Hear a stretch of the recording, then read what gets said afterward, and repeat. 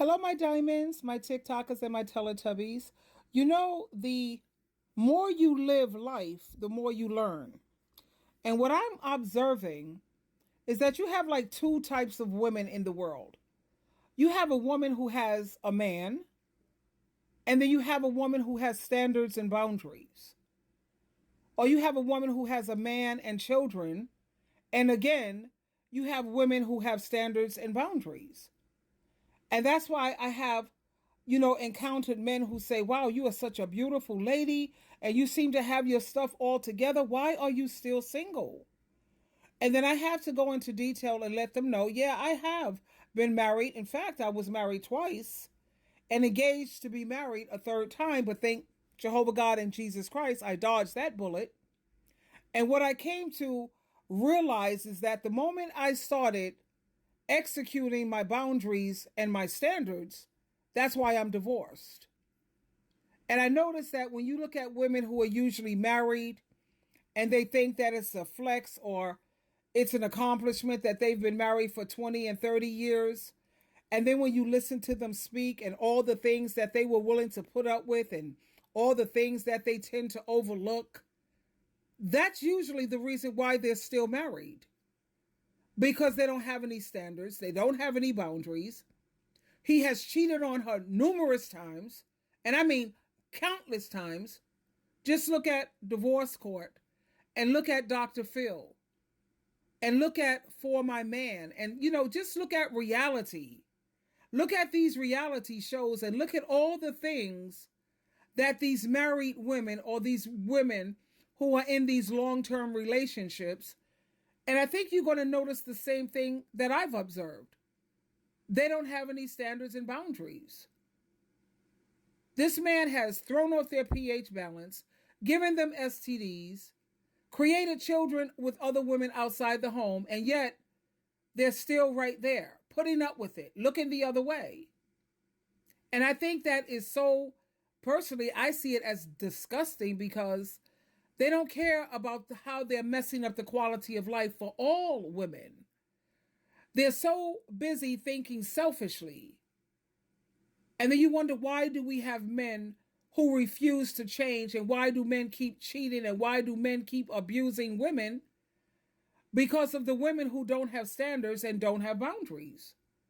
So these men don't see any reason why they should have to change. Why should they?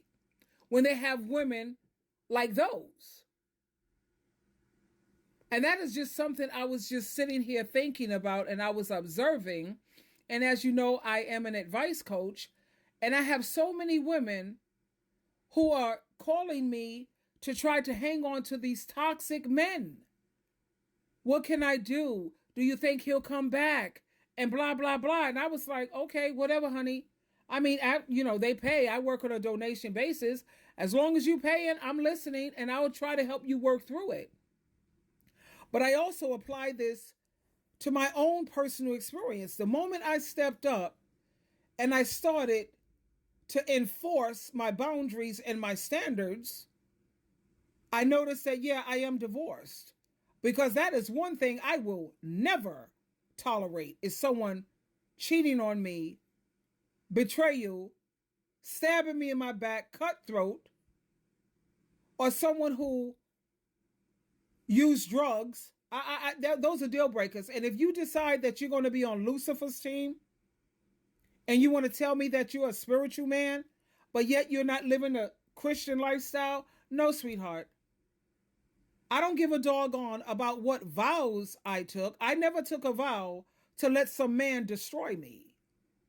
You've never taken a vow to let someone unalive you, because that's what stress does. Stress causes strokes, heart attacks, and even death. And when you said till death do us part, that means, yeah, I'll be with you until old age, and we'll try to stick this out until death do us part. Well, that don't mean I'm supposed to let you destroy and unalive me. Oh, no. And when you say that we took vows, God would never, since you want to use the Bible, okay, let's use the Bible. The Bible said, do not become unevenly yoked with non-believers. And if this person is a true believer, then they're living, again, a Christian lifestyle. The Bible says what God put together, let no one pull apart. It didn't say what Satan puts together. God would never put one of his children with someone who's going to abuse them. Am I right or wrong?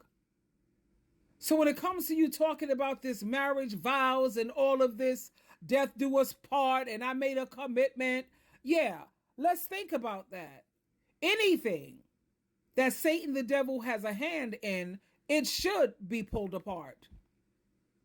Most of these marriages are not ordained by God. But back to my point, yeah, you have two kind of women.